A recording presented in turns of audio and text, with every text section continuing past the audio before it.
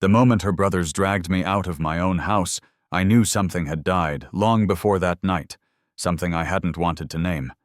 My wife stood on the porch, arms crossed, face unreadable. No tears. No guilt. Just that cold, superior silence I'd grown used to. My daughter Aitla screamed behind the window, her tiny fists pounding the glass while her mother told her, "Daddy has to leave." And I, like a stranger in my own life, stood there holding nothing but my car keys and a question. How did the woman I built everything with turn me into an outsider overnight? Before we dive into today's story, take a moment to share where you're watching from. We love seeing how our stories bring people together from every corner of the world. Your thoughts and comments are what make this community so special, and we're truly grateful to have you here. If you haven't already, don't forget to hit that subscribe button and turn on notifications so you never miss a new story filled with drama resilience and unexpected twists. Now settle in, get comfortable, and maybe grab your favorite drink because this is a tale you won't want to miss. Let's get started. I used to believe I had the kind of life other men envied.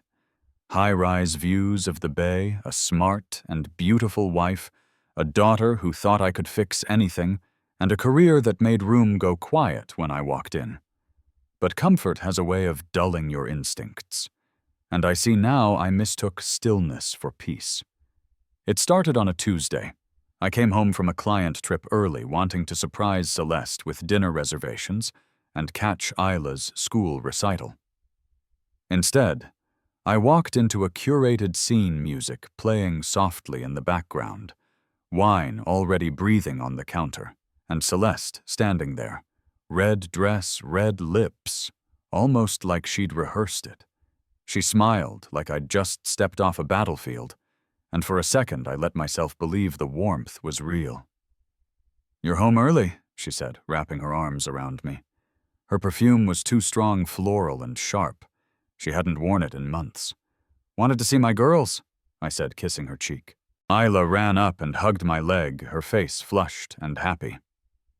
That night at dinner, Celeste was radiant, talking too much, laughing just a bit too loud. Every word felt like she was auditioning for something. Isla looked between us confused. "Kids know. They always do." After we put her to bed, I asked Celeste about her latest trip to LA. She said it was standard branding stuff, a workshop with a few health tech influencers. But I'd been in this business too long. I can read micro-expressions the way some people read road signs. And hers? They were glitching.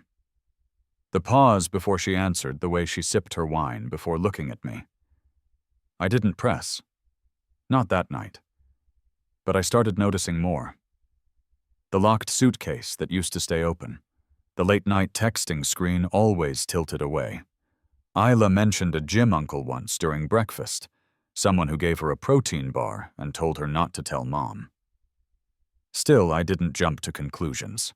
Celeste was clever. And I was tired of playing detective in a marriage that once felt like a partnership. One morning while she was in the shower, a push notification lit up her phone. "Your rental Tesla Y is due back at SFO today." Strange. Her trips always involved car services, not rentals. I opened the email thread. The account was in her maiden name. The signature on the credit card was unfamiliar. I didn't explode. I didn't even speak. I copied the entire thread, sent it to myself, and placed her phone back exactly where it had been. I was no longer confused. I was gathering facts. Days later, a letter arrived addressed to Celeste Cole. It was from a realty group in Oakland. I opened it. Inside was a statement of missed payments on a luxury condo lease, one I never signed, in a complex I didn't even know existed. That night, she tried to initiate intimacy. I pulled away. She asked why I was being cold. I looked her in the eyes and said, "Tell me about the condo in Oakland." Her face didn't even flicker. She stood up, brushed imaginary lint off her dress, and walked away. And just like that, I realized we'd stopped pretending the same lie. The next morning, Celeste made blueberry pancakes. Isla's favorite. She never cooked during the week, too busy with client calls and pitch decks. But there she was, standing at the stove like June Cleaver, flipping pancakes, like she hadn't left my question hanging in the air the night before like a ticking bomb. I watched her carefully. Her smile was mechanical. She kissed Isla's forehead, but her eyes didn't crinkle.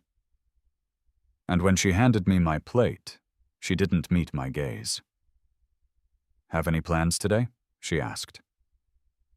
I gave her a measured nod, thinking of stopping by the office, checking on the cruise account. She smiled too quickly. "You've been working hard. Maybe take the afternoon off."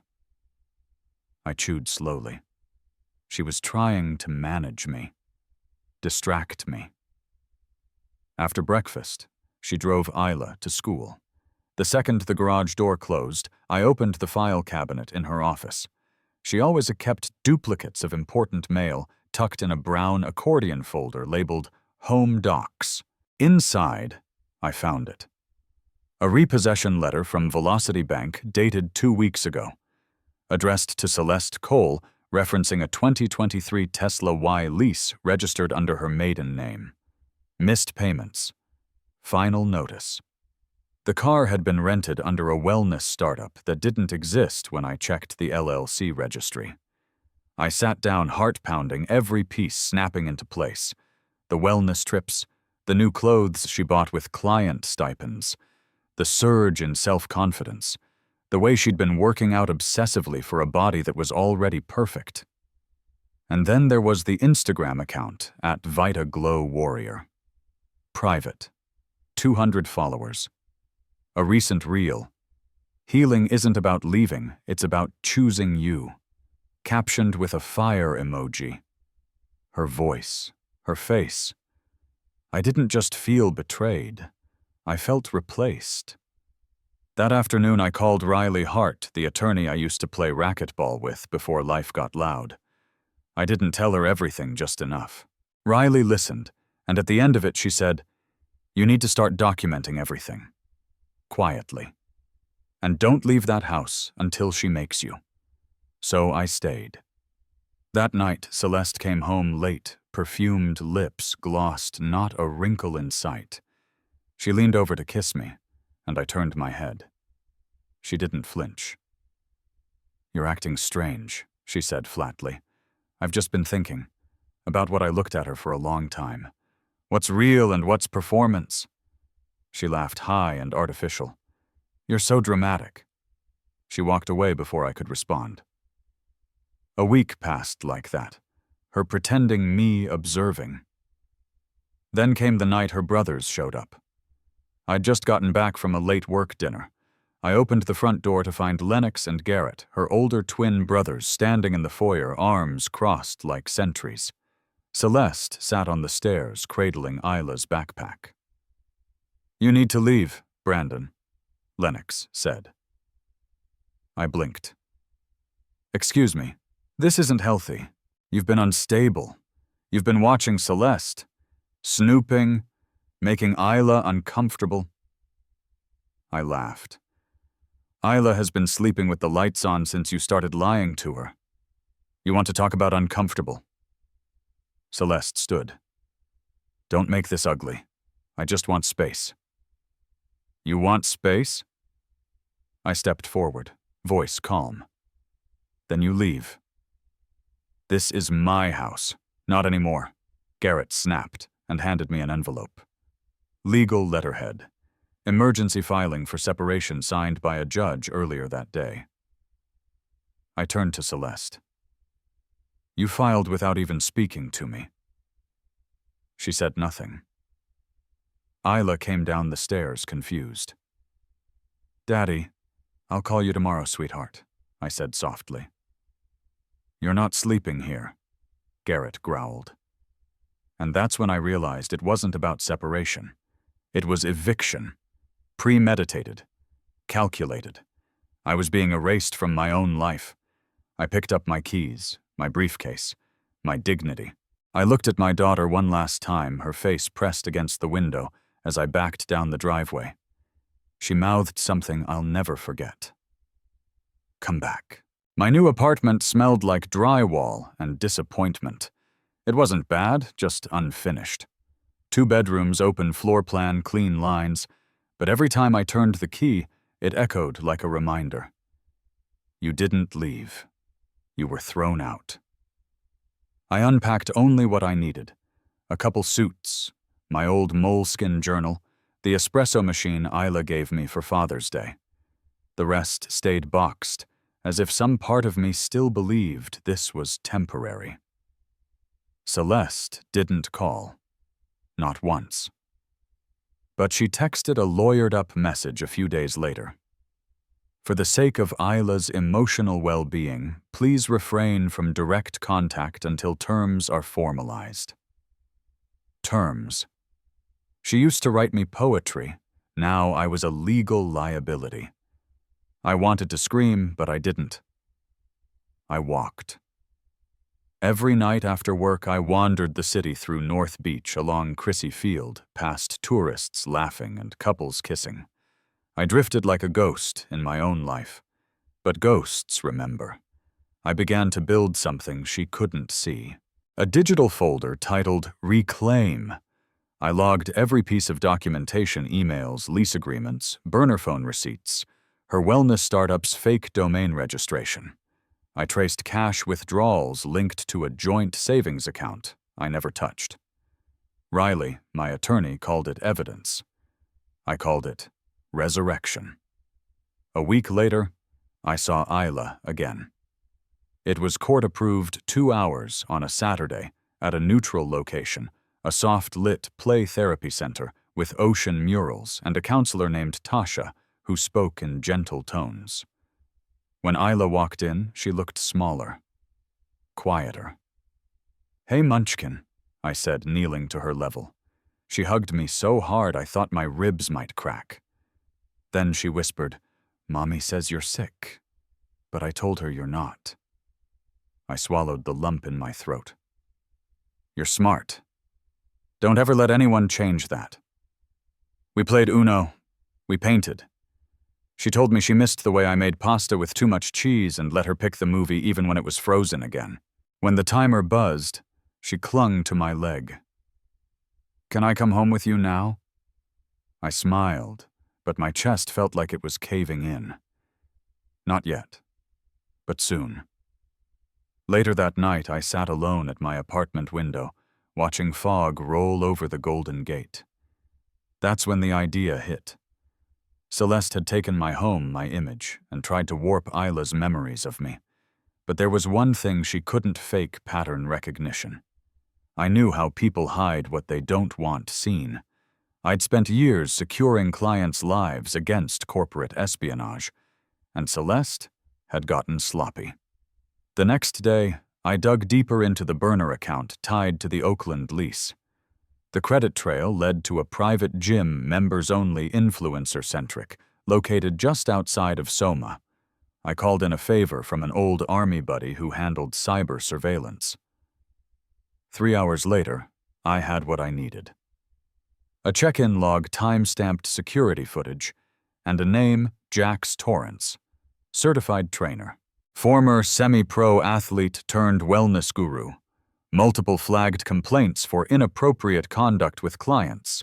He wasn't just the affair, he was the plan. Celeste didn't fall into something. She built it, brick by calculated brick. And now she was trying to turn me into the villain in a story she authored. No more.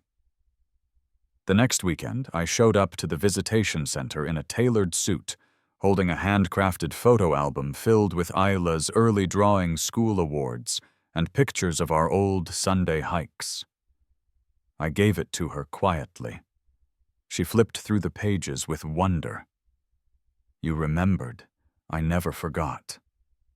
Outside, I spotted Garrett in the parking lot, pacing with a phone pressed to his ear. I waited until Isla went inside, then walked past him, slow, deliberate. "You can't win this man," he muttered. I didn't break stride. "I already have. You just haven't figured it out yet." I spent Monday morning combing through the public financial disclosures of wellness startups in the Bay Area. Celeste's so-called Venture VitaGlow didn't show up in any official filings. No tax ID, no legal structure. But it had a robust online presence, curated Instagram posts, paid influencer shoutouts, sleek product mock-ups, and staged retreats at borrowed Airbnb mansions. It was smoke and mirrors, branding without backbone. But there was one slip-up. A March live stream on VitaGlow's page featured Jax Torrance mid-speech praising co-founder and visionary Celeste Cole for bravely stepping away from a life that wasn't serving her truth. Bravely. She hadn't stepped away. She'd orchestrated a quiet coup. I downloaded the clip, sent it to Riley. "She went public," Riley said on our call. "That makes this fair game. We can subpoena their partnership documents, any shared financials NDAs they made employees sign. This could nuke her credibility." "Good," I said, "because I'm done being the silent casualty." That same day, Celeste's attorney filed a motion for full custody of Isla. Her argument I was emotionally erratic, had abandoned the marital home, and posed psychological disruption. Riley called me the moment she saw it. "They're laying the groundwork for a character assassination. You need to counter now." And so I did. I pulled out every receipt, a timeline of my forced removal, a list of Isla's routines disrupted after I left, eyewitness statements from 2 neighbors who saw Celeste's brothers escort me out, surveillance from the school drop-offs that showed Isla looking increasingly withdrawn. But it wasn't enough. I needed a twist. That night I scrolled through Celeste's VitaGlow page again. In one image she posed on a yoga mat with Jax smiling into the sunset, captioned, "Sometimes the universe replaces what no longer serves you with what heals you." I tapped into the metadata. The photo was taken not in Los Angeles, as she'd claimed, but in Napa, on the exact weekend she told me she was at a women's leadership conference in Denver. I dug deeper. Found another her in a silk robe, holding a champagne flute beside Jax on a private balcony. The timestamp during one of our co-parenting therapy sessions, she'd missed claiming a scheduling conflict.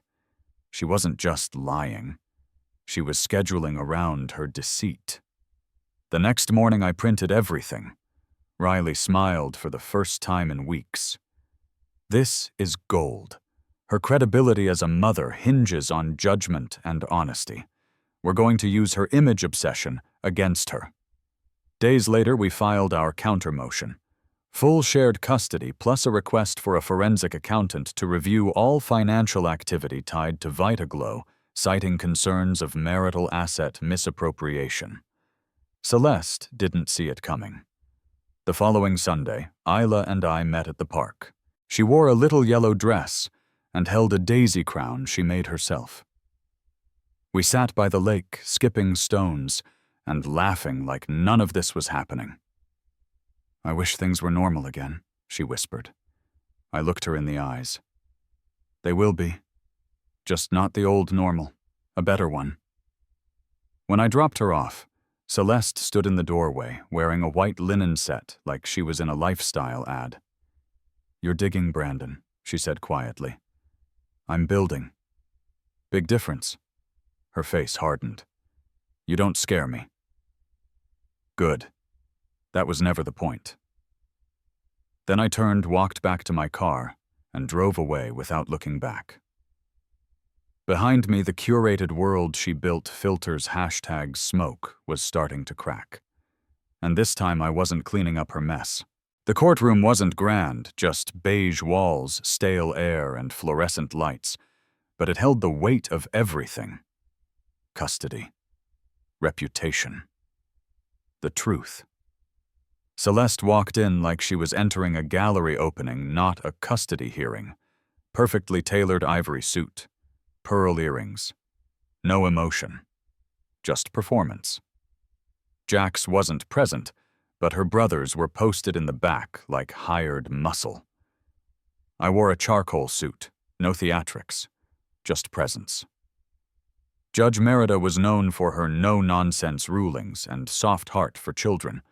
She opened the session by stating clearly, "This court is not interested in who hurt whose feelings. This is about the child." Celeste's attorney was polished glib. He painted me as unstable controlling, unable to adapt to the emotional needs of a modern family dynamic. Then they played a short clip from one of my security recordings, me pacing my old home office, venting into my phone. She's not just lying. She's constructing an entirely new identity and erasing me from my daughter's life. They let it linger, hoping the emotion sounded unhinged. I didn't flinch. Riley stood calmly and introduced Exhibit A. The timeline, the receipts, the lies. We showed the missed therapy sessions with fake excuses, the fraudulent claims of her wellness brand being registered and compliant, the metadata trail from Napa, the deleted messages we retrieved from a synced iCloud folder messages between her and Jax plotting how to make me look unfit and joking about Isla being young enough to adapt. That line hit hard. Celeste's face went still. Her posture stiffened. Then came the email we hadn't told her we'd recovered. To Jax, dated a week before she filed, "Once he's out, we rebrand completely. No Brandon, no ties. You and me and the real work. Isla will adjust. She always does." Judge Merida looked at her long and hard. "You're telling the court this man is emotionally unstable, yet you've been planning a complete identity shift for your child without his consent." Celeste opened her mouth, then shut it. We didn't win full custody that day, but we won the hearing. Shared custody was granted immediately. A temporary injunction blocked Celeste from relocating Isla or using her likeness for marketing. A forensic audit of Vitaglow was greenlit. And just like that, the narrative she'd crafted about escape healing empowerment began to dissolve under the light of scrutiny. Outside the courtroom, Garrett approached me. "She's unraveling," he said. I didn't respond. Then he muttered, "She was never supposed to go this far." I turned. "You helped her stage a false eviction and lie to a child. That's already too far." He looked away. That night I took Isla out for burgers and milkshakes. We sat in a red booth laughing with whipped cream on our noses. She told me about school, her new music teacher, and a girl in class who wore the same dress 3 days in a row. "You know what I told her?" Isla asked. "What? That my dad says we're all just trying our best, and some days that's enough." I blinked back the tears. She remembered. She saw me. After I put her to bed, I stood in the hallway of my apartment, staring at her drawing me and her, on the swings, big suns in the sky, the word home above us in crooked crayon. Celeste could have had that. But she chose erasure. I chose return. The first hit didn't come from the court. It came from the press. 3 days after the hearing, an anonymous expose titled "The Wellness Lie" went live on a mid-tier lifestyle blog known for blowing the lid off influencer scandals. The headline beneath a glammed-up photo of Celeste read, "From wife to wellness warrior, how one woman rebranded her life and her daughter without consent." The article was brutal. It outlined everything: the silent eviction, the secret lease in Oakland, the fake empowerment retreats, the digital trail of asset siphoning. Someone had leaked nearly everything from the court documents, anonymized enough for legal protection, but clear enough for anyone with basic search skills to connect the dots. Celeste responded with a statement on her social pages calling it a targeted smear campaign by a bitter ex. The comments were split. Some supported her loyal followers clinging to her curated glow. Others weren't so forgiving. One comment stuck with me. "It's always the ones selling healing that leave the deepest scars." Riley suspected the leak came from Garrett. I didn't care. I wasn't looking for revenge. Just truth. But Jax. He went radio silent. No new posts. His gym's site disappeared overnight.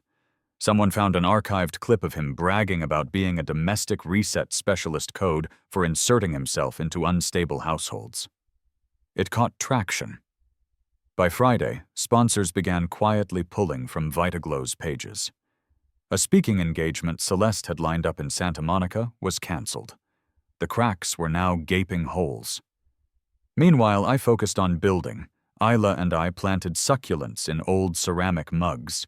We baked lopsided brownies. I taught her how to fold laundry with military precision and rewarded her with gummy bears. We were rebuilding not what we had, but something honest. Then came the call. Riley's voice was calm, almost amused. "You'll want to sit down for this." The forensic audit had uncovered a private investment account Celeste opened 18 months prior using a joint marital fund to seed Vitaglow without disclosure. Worse, it was in both our names. If the venture failed, I would share the liability. "She bet your entire future on a brand held together by hashtags and lies," Riley said. "But now that it's crumbling, she's exposed on every front, tax, legal, financial." I felt the rage rise hot and electric, not because of the money, but because she risked Isla's stability for a curated fantasy. That night, I confronted her. Not in court, not through lawyers, but in person. She showed up to the community center, where we did neutral drop-offs aviators on coffee in hand, pretending not to be bleeding in public. "I'm not signing over any brand equity," she said, before I even spoke.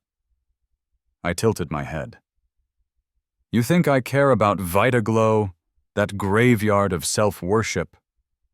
Her eyes narrowed. "Then what do you want?" "The truth. From you. Not in court, not on Instagram, just here." She blinked, that cracked glass moment where pride and panic collide. And then she said it. I wanted to matter. I didn't gloat. I didn't strike back. I just nodded. "You could have mattered with me, with Isla. You didn't have to erase us." For the first time in months, she looked away. "I'm sorry," she whispered. But sorry doesn't rewind betrayal. It doesn't unwarp a child's trust or erase the months I spent untangling the wreckage. Still, I said, "I hope you heal," but not at my expense anymore. As she turned and walked back to her car, I realized something. Celeste wasn't the villain. She was the collapse. The structure that looked perfect until you saw the cracks, until it caved under its own illusion. But me, I had survived the fall, and I was already building the next floor. After months of damage control and quiet strategizing, the day finally came, when I reclaimed what was mine. I stood outside the gated entrance of our old house, the one Celeste had tried to steal from me. The same house I'd built dreams and raised Isla in, and fought to keep despite the betrayal. The legal battle to seize control of the property had been brutal, but necessary. With Riley's help, I discovered that Celeste had set up a complex LLC to hide ownership stakes. Layers upon layers of shell companies, fake investors, and falsified signatures.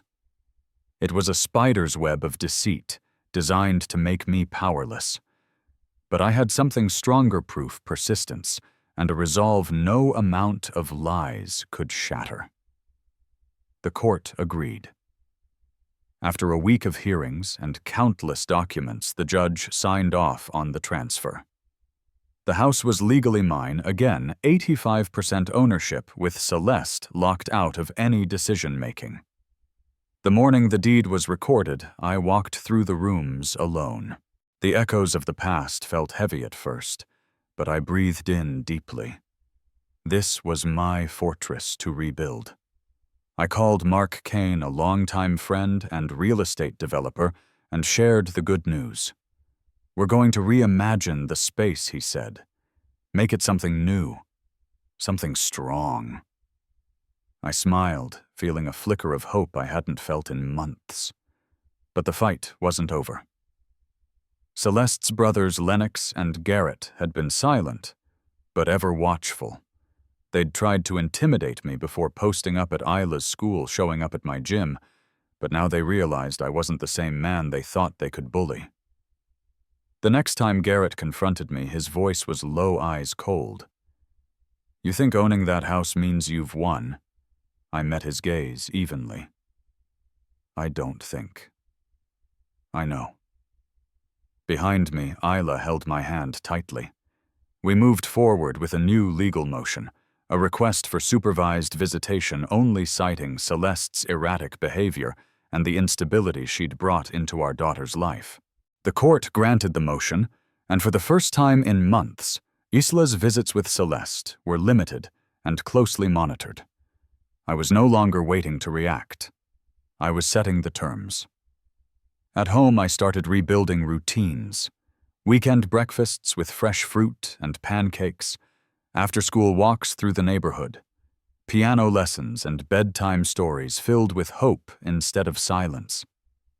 Each small moment was a brick laid in the foundation of Isla's healing and mine. But the real victory came quietly in the form of a call from the school principal. "She's doing better," the woman said, "more engaged, happier." I nodded, eyes moist. For too long, I'd felt like a spectator in my own life. Now I was the author, writing a story of strength, love, and reclamation. And every chapter yet to come would be mine to write. The fallout was swift and unrelenting. Jax Torrance, the man who'd once swaggered through gyms and social media like he owned the wellness scene, was vanishing. His fitness studio website went offline overnight. His Instagram, once flooded with influencer endorsements and workout tips, became a ghost town. Then came the rumors. No official statements, just whispers from mutual acquaintances. Some said he'd fled to Nevada couch surfing and trying to sell supplements door to door. Others hinted at a breakup with his latest client, likely Celeste. Meanwhile, Celeste's world was cracking under the weight of the truth. Her curated life, built on filtered images and half-truths, was collapsing into chaos. Sponsors pulled their support silently, but swiftly. Invitations to speaking engagements disappeared. Her carefully crafted public persona as a wellness warrior was exposed as a veneer. I watched it all unfold from the sidelines, not with glee, but with a quiet satisfaction. This wasn't about revenge. It was justice catching up. Back at home, Isla and I made an impromptu garden out of old ceramic mugs. We planted succulents and herbs, laughing when the dirt spilled everywhere. These small moments felt revolutionary. But the storm wasn't over. Riley called late one evening, voice low but excited. The forensic audit turned up a hidden investment account opened 18 months ago in both your names, but controlled solely by Celeste. She funneled marital assets into Vitaglow without disclosure. If this holds, it's financial fraud. The anger surged, not about the money, but the betrayal. The risks Celeste took with our daughter's future, all for a façade. That week, I confronted Celeste during a supervised exchange at the community center. She showed up wearing her usual linen-set aviators, shielding her eyes, coffee in hand. "I'm not signing over any brand equity," she said before I could speak. I met her steady gaze. "You think I care about Vitaglow? It's a hollow shell." Her eyes narrowed. "What do you want, Brandon?" "The truth. Not from lawyers or Instagram. From you." For a moment, I saw her break pride crumbling into vulnerability. "I wanted to matter," she whispered. I nodded. "You could have mattered. With me. With Isla. Instead, you chose to erase us." She looked away. "I'm sorry. Sorry couldn't undo months of lies. But it was a start." As she walked away, I knew one thing for sure: Celeste wasn't a villain. She was a collapse, a beautiful, fragile structure that shattered under its own weight. And I was the one left standing, ready to build again. The day Jax lost control was the day I stopped fearing the past and started owning the future. It was a Tuesday afternoon, and Isla had just finished art club. Her hands were still smudged with turquoise paint, her eyes bright as she waved goodbye to friends. I waited by the school gate like clockwork, a quiet fortress beside her. Then Jax appeared, storming across the sidewalk like a man unhinged in compression joggers and rage. "You smug bastard," he spat, voice sharp enough to cut glass. "You think you've won? You ruined my career, my reputation." I moved Isla behind me instinctively, shielding her from the storm. A teacher stepped out tense, while parents turned, whispers starting to ripple through the crowd. "You showed my face to HR." "Who even does that?" Jax shouted. "You did that," I said evenly. "I just sent the truth to the right inbox." His nostrils flared. "You think being quiet makes you stronger? You're nothing. You were never man enough for her." I pulled out my phone, not to record. I'd installed an emergency stream app that uploaded audio the moment I double-tapped my side button. "This is a school zone," I said calmly. "And you're yelling in front of my daughter." Isla clutched my hand tighter. Within minutes, campus security arrived. Jax resisted, shouting conspiracy theories and lies about being cancelled. But the police had already been called, and I had documentation-ready logs of harassment HR letters confirming his dismissal and a formal request for a temporary restraining order. The judge granted it by the next morning, no contact, 200 feet minimum felony stalking charges for violations. I didn't celebrate. I just walked Isla to school the next day as usual. Word spread quickly.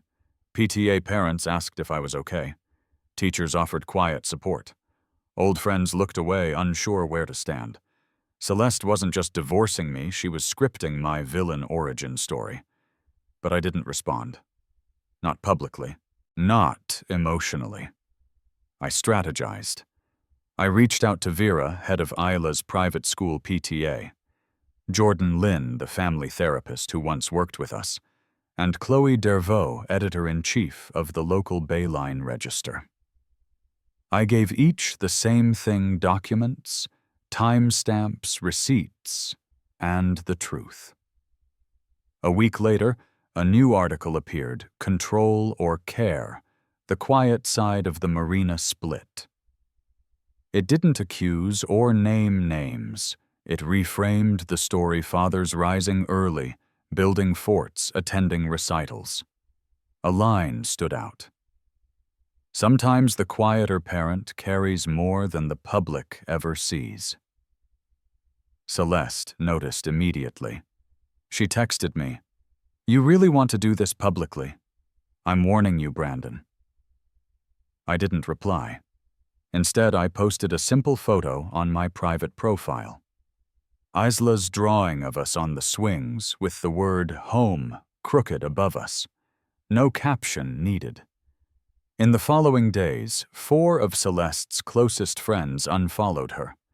Her yoga photos got fewer likes. Jax deleted his account altogether. I hadn't spoken a single unkind word. I didn't have to.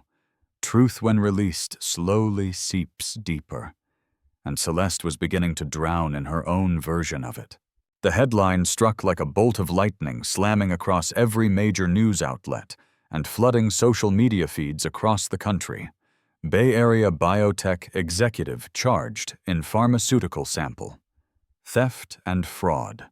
Beneath the bold letters, the smaller print laid bare the devastating truth. An anonymous tip leads federal investigators to launch a sweeping probe into Vitaglow founder Celeste Cole for stealing pharmaceutical samples, falsifying documents, and committing corporate fraud. I read the article from the rooftop terrace of my newly acquired office, the cold breeze of San Francisco fog drifting over the bay, black coffee growing cold in my hand. There was no joy in this moment, only the hard, necessary weight of justice finally taking its course. Inside my phone, 3 unread texts blinked insistently, all from Celeste Brandon. Please, can we talk? I never wanted things to go this far. Are you happy now? Happiness had long since become irrelevant.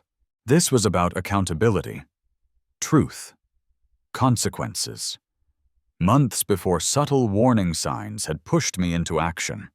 Financial reports from Vitaglow were riddled with discrepancies, missing pharmaceutical samples that never reached customers, inexplicable cash withdrawals from joint accounts and payments to unknown or shell vendors. I knew something was deeply wrong. I took the risk and anonymously tipped off Neurasyn Labs' compliance director, setting off a chain reaction I couldn't control. Now the investigation had reached its devastating crescendo. Celeste was suspended without pay, her company shares were frozen, and her executive access revoked.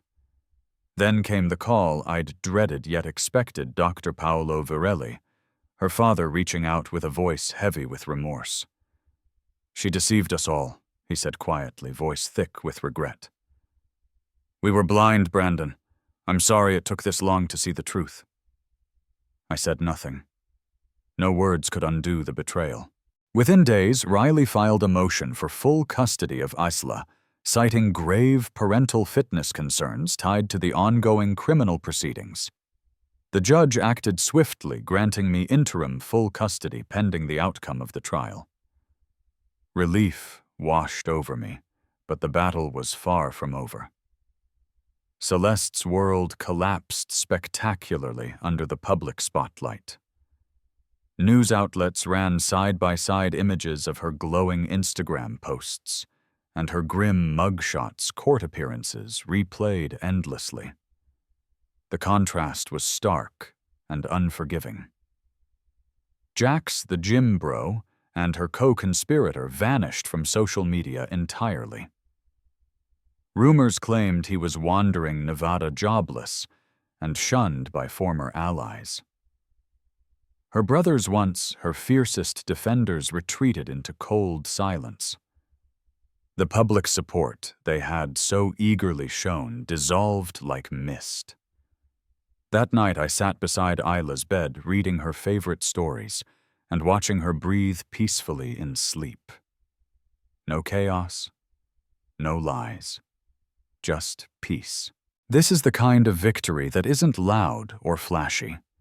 It's quiet. It's healing. It fills a home with hope and a future worth building.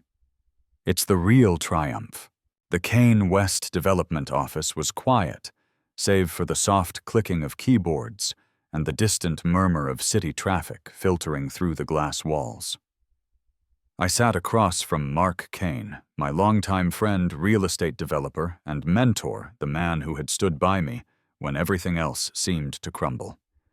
His eyes shone with determination as he pushed a set of blueprints toward me. We're going to transform that property into something extraordinary, Mark said, his voice low but filled with conviction. 6 state-of-the-art luxury townhomes with rooftop gardens, energy-efficient design, and a community park right in the center. We're not just building houses, we're creating a legacy. I nodded, feeling a swell of hope I hadn't dared entertain in months. This was more than just a real estate project.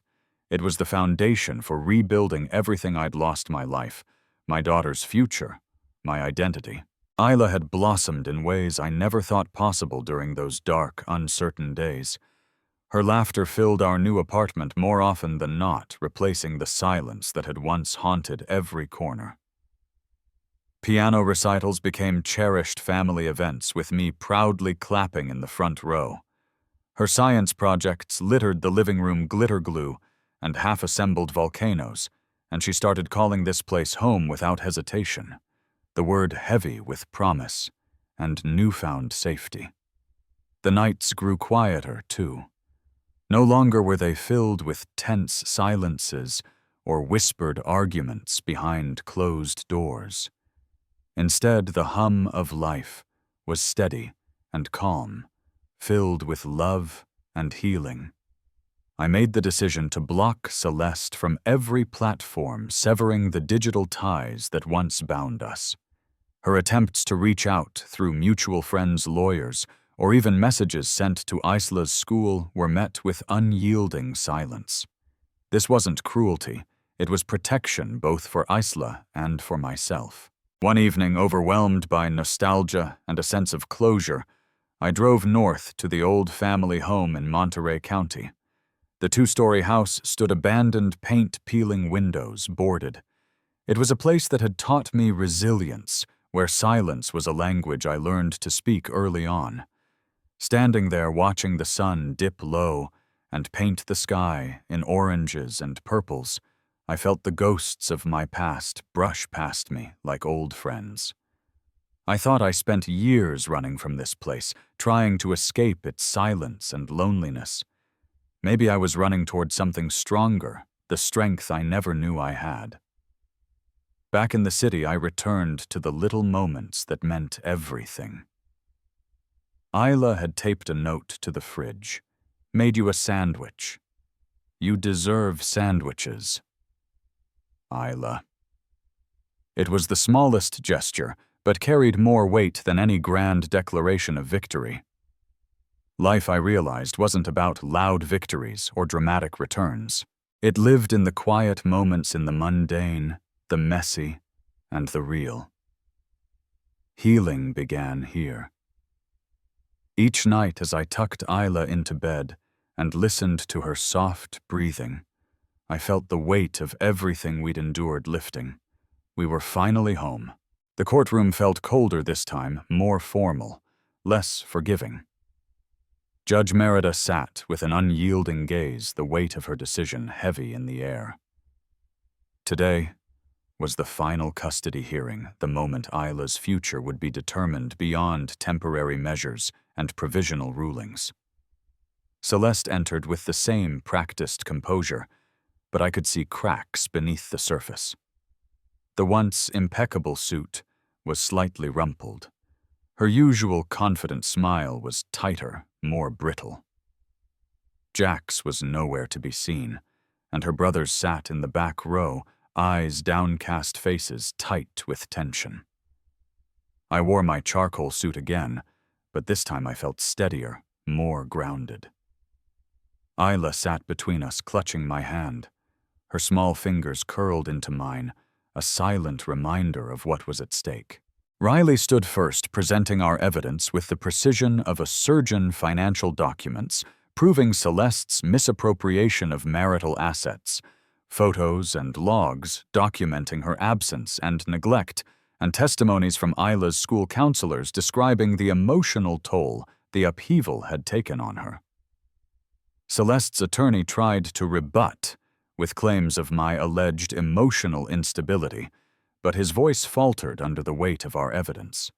The jury of the court was swayed not by words, but by facts, cold, undeniable, and cruel. Then came the turning point, the testimony of Isla's child therapist, who spoke about the bond she'd observed between father and daughter, highlighting my consistency, patience, and unwavering support. The courtroom was silent, save for the soft, steady voice of the therapist. I caught Isla's gaze, her eyes wide, filled with hope and trust. When the judge called the session to order, her voice was firm. After careful consideration of all evidence testimony and the best interests of the child, this court grants full custody of Isla Matthews to Brandon Cole. A wave of relief crashed over me, mingled with a quiet sorrow for what this victory meant for Celeste and for all we'd lost. Outside the courthouse, news crews gathered the story, now national. I declined interviews, letting the truth speak for itself. Jax tried to mount a social media comeback, but was met with ridicule and silence. His reputation, like Celeste's, was in ruins. Isla's world began to settle. She attended school without fear, played piano recitals without distraction, and smiled more often. That night I tucked her in the soft glow of the nightlight, casting shadows that danced like promises on the walls. "I'm proud of you, Isla," I whispered. She smiled sleepily. "I'm proud of you too, Daddy." In that moment I realized victory wasn't about destroying the past. It was about building a future worthy of the trust given to me.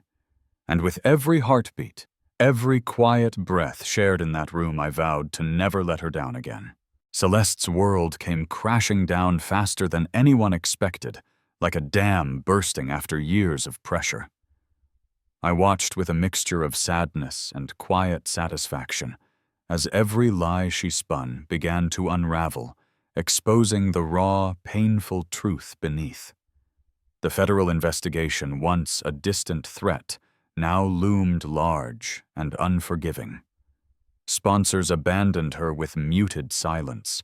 Vitaglow's social media platforms hemorrhaged followers by the thousands daily.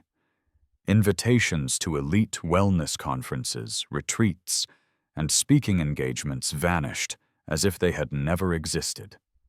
The woman who once dazzled as a wellness icon became a cautionary tale whispered in the corridors of social media and whispered by disappointed fans.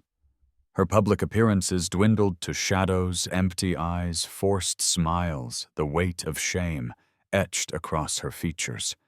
The vibrant influencer had become a ghost of her former self, a hollow shell in the spotlight.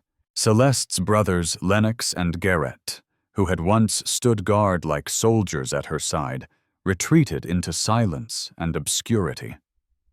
The family's internal fractures widened their support, crumbling beneath the relentless storm.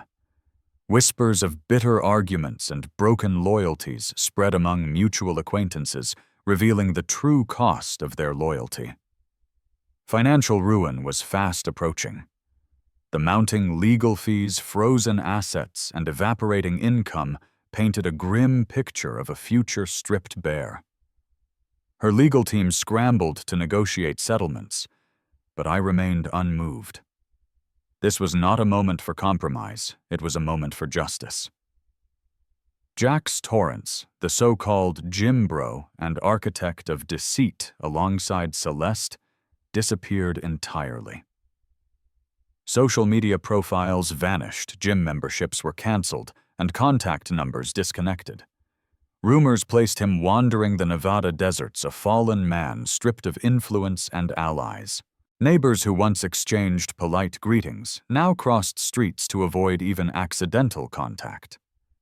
The once proud Virelli family faced public scrutiny and personal shame as their daughter's actions were laid bare for all to see. One evening, an old family friend called me, voice heavy with disbelief and sorrow. "Did you hear about the arrests?" "The charges, everyone's in shock. No one saw this coming." I said nothing. The truth spoke loudly enough on its own. At home, Isla and I nurtured a fragile sanctuary. Though the wounds of betrayal still lingered, so did the seeds of resilience and hope. Isla covered our walls with drawings, sunny meadows, families laughing, and sometimes a woman with gentle eyes and kind hands. A teacher, a friend, or perhaps a new presence to fill the void Celeste left behind.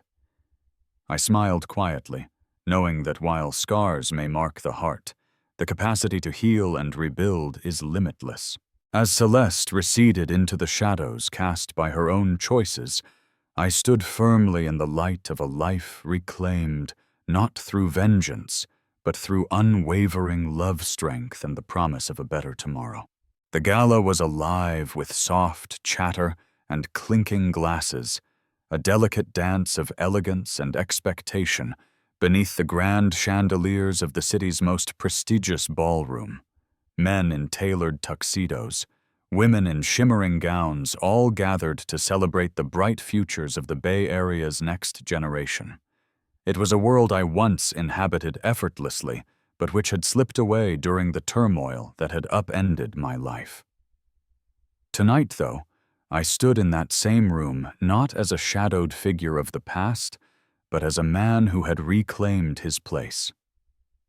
The evening's highlight was the unveiling of a scholarship dedicated to STEM excellence, named in honor of my daughter, Isla. The award was meant to inspire young girls to pursue their passions in science and technology, a testament to resilience and the promise of new beginnings. When the host announced my name, the room erupted in applause. The warmth of the crowd embraced me, a collective acknowledgement not only of the challenges we had faced, but of the strength it took to rise above them. Taking the microphone, I felt a surge of emotion, but kept my voice steady. This scholarship stands for more than academic achievement. It represents the resilience that defines us, the courage to rise after life's hardest trials. My daughter Isla, and every young person here, deserves a future built on determination, curiosity, and unwavering support. The audience listened intently as I spoke, weaving a story of hope, love, and the power of rebuilding that resonated beyond the glittering walls. Later, I led Isla to a quiet rooftop terrace overlooking the city lights that twinkled like stars scattered across the night sky. "Daddy," she asked softly, eyes shining, "do you think I could be a scientist someday?" I smiled, brushing a stray lock of hair from her face. "You already are, sweetheart." In the weeks that followed, groundbreaking ceremonies marked the start of our new home's construction in the Marina District. Mark and his team worked tirelessly, laying the foundation for a future full of promise and stability.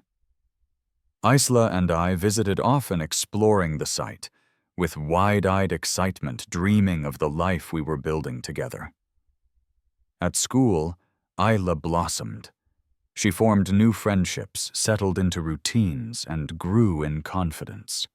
Her laughter became the soundtrack of our home, a melody that spoke of healing and fresh starts.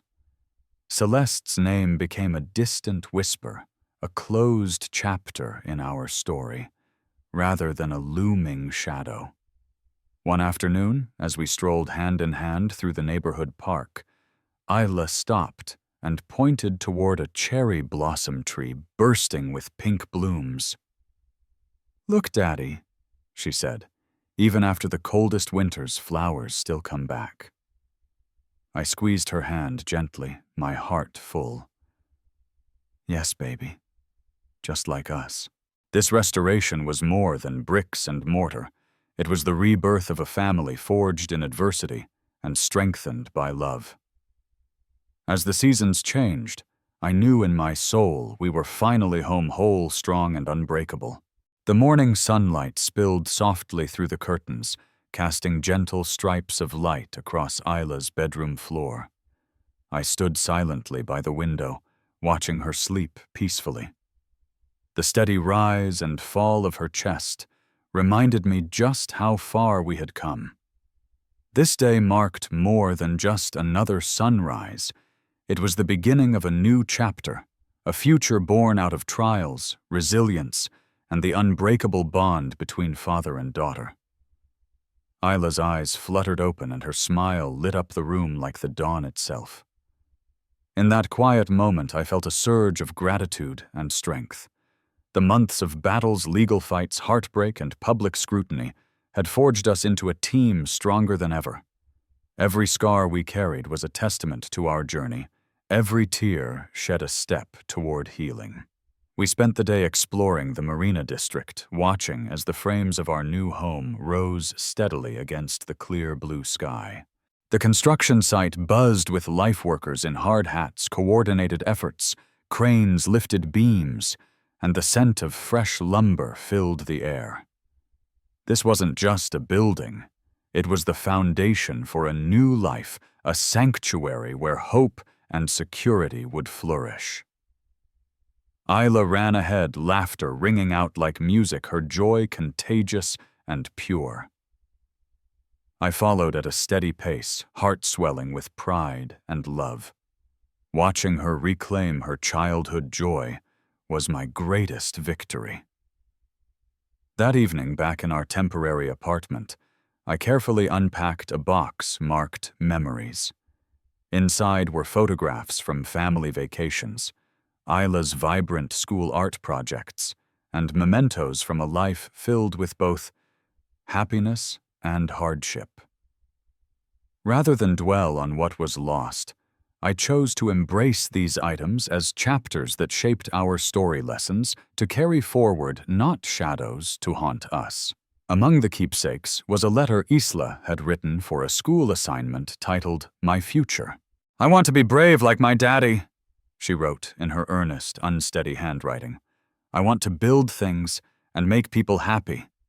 Her words struck me deeply, a beacon lighting the path ahead, reminding me of what truly mattered. Later, I sat on the balcony, phone in hand, reaching out to old friends and colleagues. Mark Kane called with updates on the development project, the timeline's early buyer interest, and the progress being made. Our vision was slowly coming to life, each brick and beam a step toward a secure future.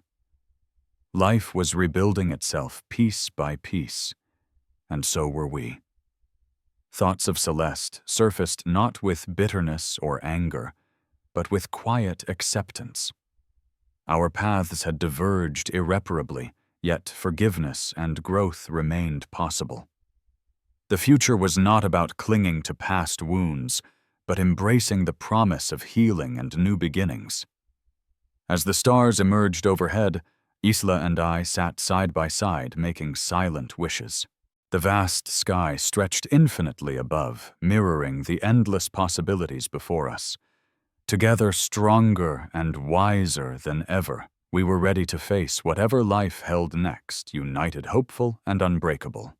The morning light streamed softly through the curtains, casting gentle warmth across a room filled with quiet hope.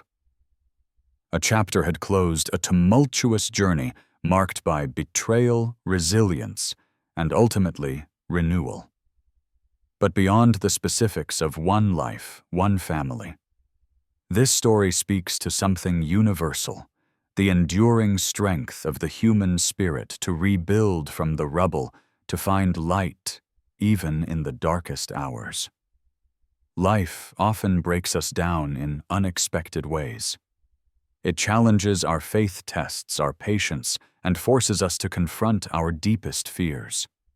But within those trials lies a profound truth. Growth emerges not despite suffering, but because of it. The pain carves space for healing. The loss clears the way for new beginnings. It is in the quiet moments of perseverance, in choosing love over bitterness, that we rediscover who we truly are. We are all architects of our futures. Though we cannot control every event that unfolds around us, we can choose how to respond. We can surrender to despair or stand firm with courage. We can allow wounds to define us or use them to fuel our transformation. This story reminds us that victory is not measured by the absence of hardship, but by the courage to face it, the willingness to fight for what matters, and the grace to rebuild stronger than before. Thank you for joining this journey. Your presence, your empathy, and your voices bring these stories to life. Please share where you're watching from and which moments touched you most. Don't forget to subscribe and turn on notifications so you never miss a new story of resilience, hope, and the indomitable human heart. Let's continue to walk this path together.